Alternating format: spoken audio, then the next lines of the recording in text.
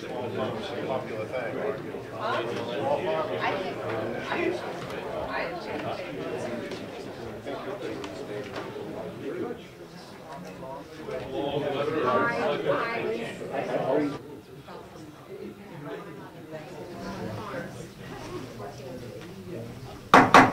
Okay, we'll open up the public hearing in House Bill 1402. Before I call on the prime sponsor, this is a little awkward situation. Commerce has never been a second committee until this session, so we're sort of feeling our way into this. This bill, as amended by the Environment and Agriculture Committee, just looks a wonderful amendment, and we really have no particular reason at all to muck around with this bill. So I guess is there anybody who is opposed to the amendment? I have one. Okay, you have, if you were to pull your drawer, or up there in your drawer, it would say, as amended by the House. The sponsor passed out this amendment, but I'm assuming this is correct, because in other words, it didn't go through and roll bills, but as everybody should have is as amended by the House. Yeah. Is the correct version. The numbers aren't lining up. Right, so that's why I said that. The one that we have on the wall. But I did check it. It does. The language does look the same. It's just easier. Motion 240. But whether they're all the same, I assume they're the same.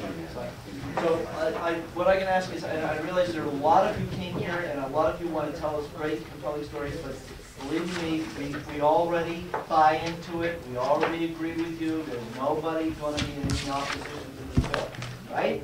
Is there anybody in opposition? Because we want to hear from them now, right up front. Right?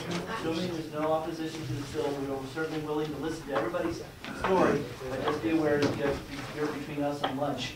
We want to go up and make sure we have our cheese and products. Okay, so we'll introduce Representative Concord, who will be introducing the bill, and good morning. Good morning. Thank you, Mr. Chair. Good morning, committee members. My name is Guy Comeau. I'm on the Senate Bonstead. I am a farm owner, but none of this bill pertains to me. This is situations that arose dealing or talking with different farmers and farmers markets, and I'll breeze through it real quick. The first part, the homestead kitchen license. In about 2006 or 2007, legislation was introduced and came law that made it difficult for small farms to do their own baked goods, make jams with their berries, non-hazardous products, and sell at their farm stand or from their house. And all we meant to do with this is to simplify it, that if you're 10,000 gross sales or under, and you're selling it yourself from your home, your farm, farmer's market, farm stand, you'll be exempt from licensing and inspection, excluding potentially hazardous foods, which is a list of them on Health and Human Services website.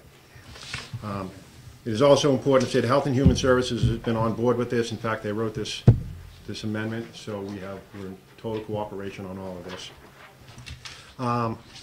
Along with this, there is labeling required for consumer protection. You have the name and address and phone number of the operation, ingredients, descending order, predominance by weight, allergy information, and also a label that says that this product is exempt from New Hampshire licensing and inspection. So that pretty much sums up the kitchen license part. On the raw milk products, which is the original amendment, again, dealing with small farms like we do, because we are one, it came to my attention that I guess like 3 years ago, the amount of raw milk that you could sell a day went from 5 to 20 gallons. And some of these smaller farmers, these micro farmers, were making aged cheese, cream, kefir, butter, and they were selling it, and they got cease and desist orders from Health and Human Services. There was a little bit of a glitch there. So what we set out to do is that, again, if you take that 20 gallons that's already legal to sell a day, you can make aged cheese, yogurt, cream, butter, kefir, and sell it same as the homestead kitchen license by you from your home, farm stand, farmer's market. The labeling on this, from what I'm told, what I've learned, is that a lot of people who come in to purchase raw goods come in with their own container. So to cover the labeling problem, there will be signs posted on the farm identifying the fact that they are exempt from licensing and inspection. And if the farmer themselves puts the product in the container, then they will have to label that as the same. This also, like I said, I mean, even if you had a farm stand across the street from you, they could not sell your product for you. It has to be by you. And this does not do away with licensing. If you, as far as with the kitchen license, decided that you wanted to make jam and sell it to your local store, then you'd still have to go out and get a license. And the license would still be available. If you wanted to sell your raw products to another farm stand, to a restaurant or wholesaler, then you would also need to get a license for that. This is so the farmer can move their product without a lot of problems. And that pretty much sums it up. I don't know if that was too quick. That was great. Okay. Questions from the committee? Seeing none, thank you very much for your testimony. Chair will call on Representative Babson. Thank you, Mr. Chairman. Good morning, committee. For the record, I'm Representative Dave Babson from Ossipee. I'll be very brief. I just wanted to bring you up to date to the point that this arrived at Legislative Services. About 5 years ago, Representative O'Connell and myself were involved with DES food safety in attempting to, ironically as it seems now, to reduce the restrictions on selling jams, jellies at basically farmers markets. And we worked 2.5 years and came up with a 3-tiered level, and which became known as the homestead license, which today seems to be very restrictive compared to what we have here.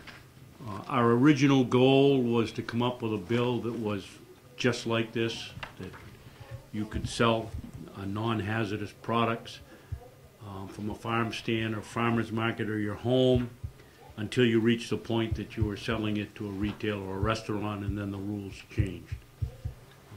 That passed, the 3-tier level kind of went down the drain. The other part of that is the which we did not deal with, was the raw milk portion of it. I drink raw milk, and I have for 40 years, and my kids tell me the only thing it did is make my hair fall out. But if that's the worst that happened, so be it. You must be a raw milk drinker, Representative Rice. Raw milk there. Bottles of it. I would hope that you people will give this serious consideration and pass it as is, because it's a good bill. Back then we were just on the beginning edge of buy local products, and now the whole thing has become a very substantial movement, and we need, in agriculture, we need these changes in order for the folks to sell their products from their homes and not be hassled by DES. There is a worry as you read with raw milk, but the people that drink raw milk know it's raw milk. The bill very clearly states that it'll be labeled made with raw milk products, so if they can't read that, perhaps they shouldn't be buying the product. And I think it covers all the bases, and I hope you'll pass it right along. Any questions? No, thank you very much. Thank you. Representative Heffner, Chairman, just want to let you know that we've already ascertained that there is nobody opposed to this. Okay, so you can That'll keep make, your testimony that will short. make my testimony very easy. Just for the record, I'm Bob Heffner. I represent the good people of Hudson, Litchfield, and Pelham, and I chair the Committee on Environment and Agriculture. And I guess I will leave it at saying we had 2 bills that involved making and selling food within New Hampshire and reducing regulation on it. We killed one of those, which will be debated on the floor because the prime sponsor didn't want it killed. And we amended this one and passed it. What you've got in front of you, I think, is good compromise legislation. We had people saying that they'd like to go more than $10,000. 10,000 was a good compromise. And I will end by saying the original bills, I don't think Health and Human Services liked it. I don't think the original was liked by Department of Agriculture, Farm Bureau. Everybody is supporting the compromise that we came up with here. With that, I'll end my testimony. We certainly don't want to mess around with your food work. Thank you. Chair will call on Kate Fay from the Department of Health and Human Services. And what's the other one? Department of... Division of Public Health Services. What's the... No, I don't. And I must have left off an R. My name is Kate Fry from the Division of Public Health Services. Sorry about that.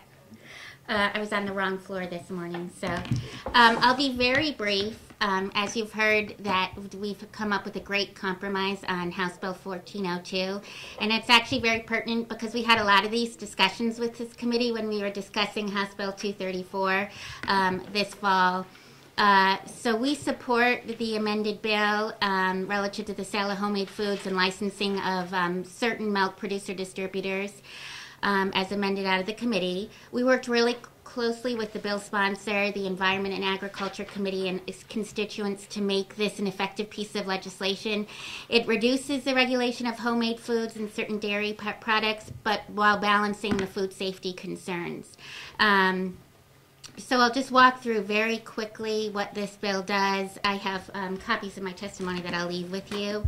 It adds an exemption under the food service licensure statute under 143A5. It allows homestead food operations selling less than $10,000 in annual gross sales of non-potentially hazardous foods to be sold from the homestead, the farm stand, or the farmers markets. Non-potentially hazardous food, I get this question a lot. It includes jams, jellies, cookies, fruit pies, cakes. I know it's right before lunch. Sorry about that.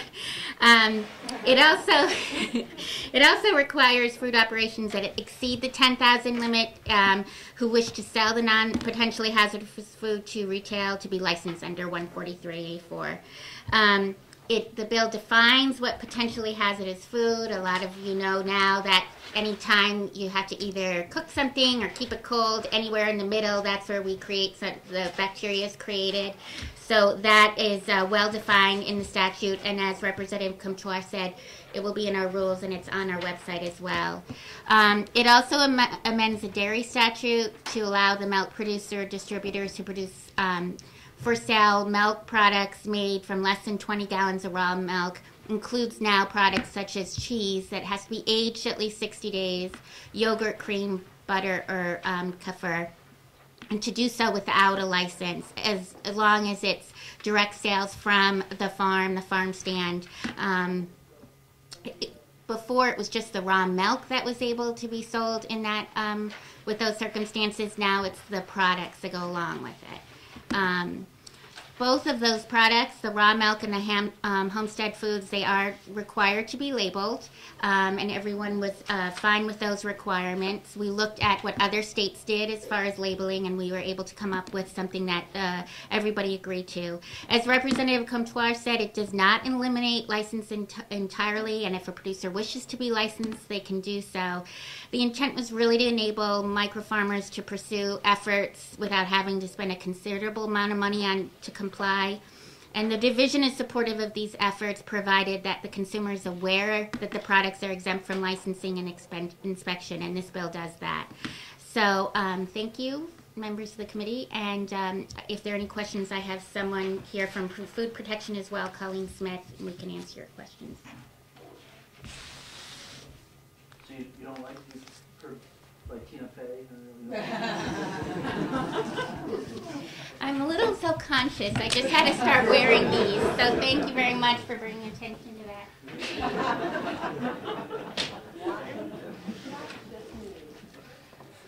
Well, I'm the one that screwed up her name. Okay, Wendy Rogers, representing herself for the fellow. I see this. Are you a tag team? Are there two of you? Or? My daughter? Keely, you guys want to come up together? Sure. Keely?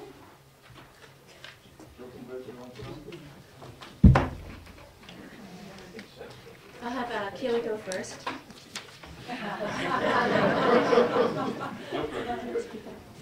Good morning. Good morning.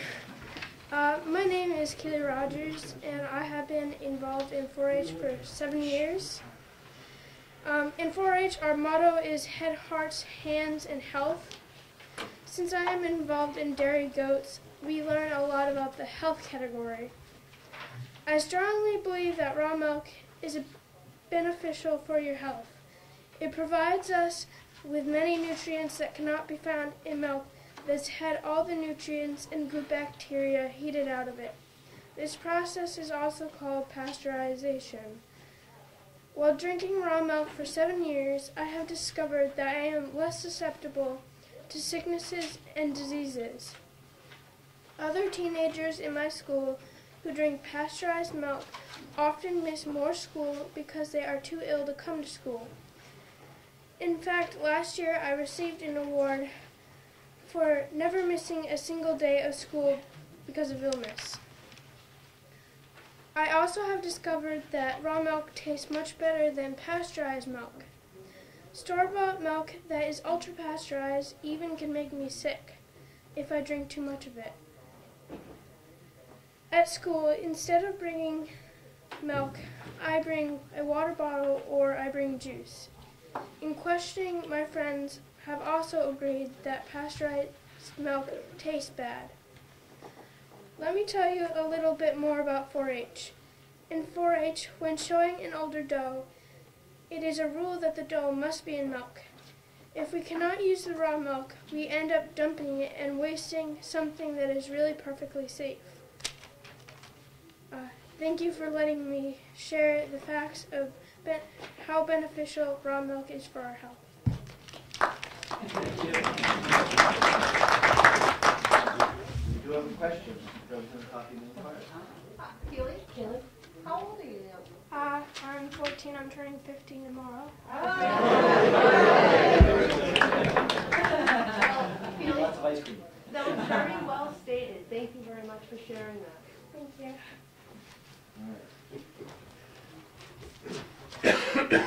Good morning.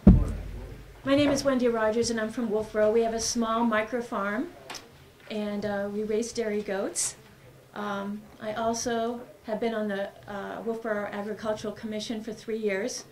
I have my master's in teaching and my bachelor's of science in health and physical education, and I mention that only because all my life health has been a very important aspect of my life. I grew up on raw milk. For the past 7 years, my daughters have consumed raw milk on a daily basis. So I feel that I really have the background to say that I feel that raw milk is much more beneficial for them than drinking pasteurized milk. In deciding this issue, each of you have had to think about whether or not we want government to make all the decisions for us, whether they're going to make the decisions even on what we consume. And also, if this issue is not being sensationalized simply to serve special interest groups. One question that I had when I really started looking into this is how many people drink raw milk a year in the United States? That was very difficult to find out. I had all kinds of numbers about supposed illnesses and all this, but it was very, very difficult to find out how we related to all the people that were drinking raw milk. I finally found one study, and it was done in 1906 to 1907, and it was done by a group called FoodNet, which was established in cooperation with the CDC, the state health departments, the FDA, and the USDA. And what they concluded that at that time, there was approximately 9 million people in the United States that was consuming raw milk products. So when you take that 9 million numbers and you plug it into how many people supposedly are getting ill from raw milk, what you're finding that the percentage is 0.001 to 0.002. It's a very small number. And so I started relating to that to some of the other things in our society. Flu. Flu kills about 27,000 people a year, and yet we do have flu shots, and it's freedom of choice. Pneumonia is the 6th leading cause of death in the United States. Again, we have pneumonia vaccines, but again, it's freedom of choice. The other thing I started thinking about was tobacco and tobacco products, and that we have not made them illegal. It's freedom of choice. And yet each year, 445,000 people in the U.S. will die from tobacco-related products. Again, it's freedom of choice. We are given the information, and therefore we are able to make a decision on the aspect that we want our life to go. So I guess in conclusion, I would just like to say that we should have the freedom to decide what to put in our bodies. We should be able to have the information whether it contains antibiotics, it's been sprayed with pesticides, it's been pumped full of growth hormones, or it's been genetically altered. All that information is very important for us. And it's very important for my children to grow up and to realize that these are the sort of things that they're going to have to be making decisions on within their life. We know that pasteurization kills all the healthy aspects of it. And like everything, there is always a risk. But I don't think any one of us wants to live in a glass bubble. So that concludes my support of this bill. And again, I'd like to thank you for your time. Any questions? Thank you very much. Thank you. Question, Mr. Speaker? Oh, you do have a question. Did I hear you, ma'am, say that we had an FDA in 1906 and a CDC? Oh, I'm sorry, 2006, 2007. Okay. Oh, okay. Sorry about that. I might have. I wrote that down, I was wondering. See, I just wanted to make sure that you were all listening. I'll be on the quiz. Kathy Wong from Watton Farms.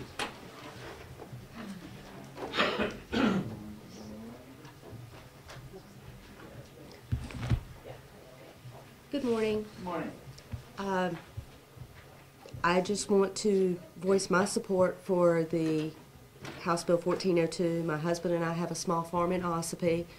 When I say small farm, we've got 6 acres, and right now we've got 2 milk cows. We had been selling raw milk product. The current law is very confusing. We did receive a cease and desist letter from Health and Human Services, and we did stop. My customers were very disappointed that we were no longer able to sell. So I believe this current legislation is a wonderful compromise. I think it would be beneficial to all the parties.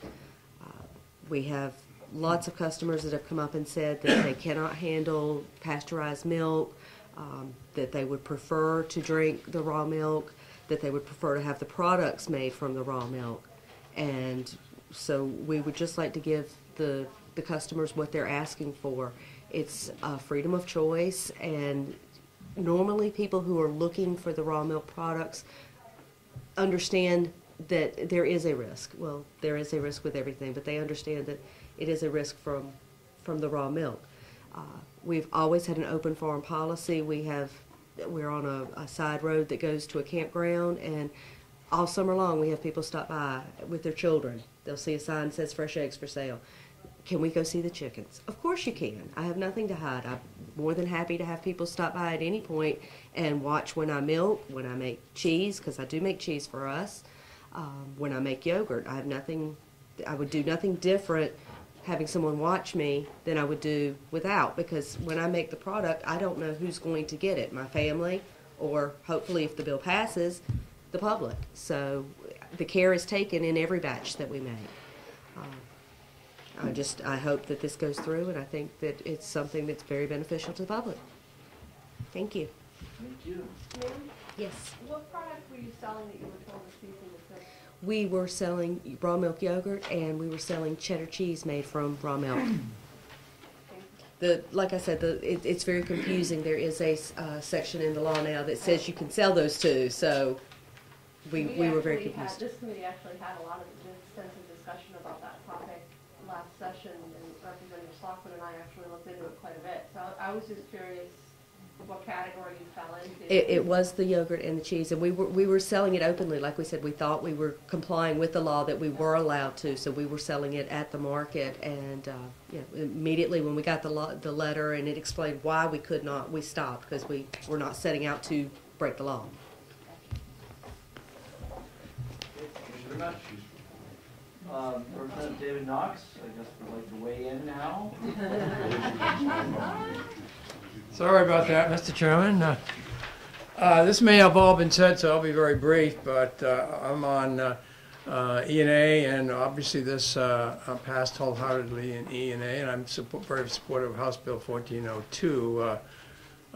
Without telling a big story, Representative Babson and I went to, with these great micro farmers who are behind me, one Saturday night, and although I'd had raw milk from time to time, I've been told I ate a good chunk of their available raw milk cheese, and for the first time I had no digestive problems, which I kind of knew and took advantage of it. And perhaps a more serious note, I think a lot of good things have happened with this bill so far. That in our committee we, in a bipartisan way, tried to make government work, or maybe even lack of government work, so to speak. The original bill was more complicated. In our committee, we reduced that by the amendment, and there was a good feeling among us all that, including the micro farmers, that we got Health and Human Service, particularly the Division of Public Health, to try to look at it a little differently and maybe compromise, if you will, a bit. And without repeating everything that perhaps has been said, I just hope that you follow suit with the results of our committee. Thank you. Thank you. No questions from the committee? Thank you very much. Garrett Lear.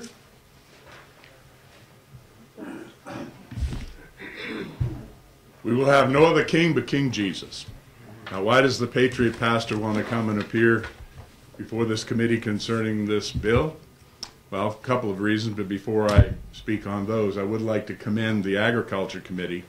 I saw something happen. I've been coming up here for 20 years, regularly for hearings and whatever. I saw something happen in government, and I commend you, Representative Hunt, for, as chairman of the committee, letting us know in advance that you have considered this and your positive feedback on it, and that you're going to vote it through. We had a situation where we had 5 or 6 hearings, people showing up. It was one of the most ideal interfaces between the people and their government that I've seen in 20 years coming here, and I just want to commend them for coming and being with us. Now, part of the reason that I got involved was, first of all, a number of years ago, and I have been myself a consumer of raw dairy products from my boy times in Northampton, New Hampshire, where it was actually delivered to the door by Runnymede Farm. But I had a number of people coming to me saying that they were having a problem getting these products that they believed of for their health. So I started to study the issue from a biblical perspective and found scriptures that talked about how important it was health-wise to get as close to the way God made things as possible. And naturally, the constitutionalist that I am, I went to the U.S. Constitution. I particularly also went to one of my favorite foundational documents, which I'm sure this room is filled with a number of people who are affection towards it, called the Declaration of American Independence, which one of the indictments against the British king was erecting swarms of officers and new offices, eking out our substance, and I'm just paraphrasing. Then I went to our New Hampshire Constitution and looked at the issue from a standpoint of saying, don't we have a right of conscience? And for people like myself, it is a right of conscience. I had good experiences eating cookies that Grandma made. Now, do I trust Grandma in the kitchen more than I do Keebler Corporation? I absolutely do. I recognize some people don't. That's their conviction. They're entitled to that. We have a right to our conviction as well.